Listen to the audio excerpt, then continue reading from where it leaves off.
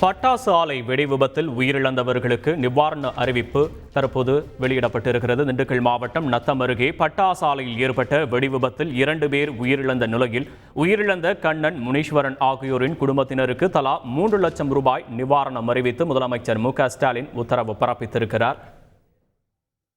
பட்டாசு ஆலை வெடி விபத்தில் உயிரிழந்தோரின் குடும்பத்தினருக்கு தற்போது நிவாரணம் அறிவிக்கப்பட்டிருக்கிறது. திண்டுக்கல் மாவட்டம் நத்தம் அருகே பட்டாசு ஆலையில் ஏற்பட்ட இந்த வெடி விபத்தில் 2 பேர் உயிரிழந்தனர். உயிரிழந்த கண்ணன், முனீஸ்வரன் ஆகியோரின் குடும்பத்தினருக்கு 3 லட்சம் நிவாரணம் அறிவித்து தற்போது முதலமைச்சர் ஸ்டாலின் உத்தரவு பிறப்பித்திருக்கிறார்.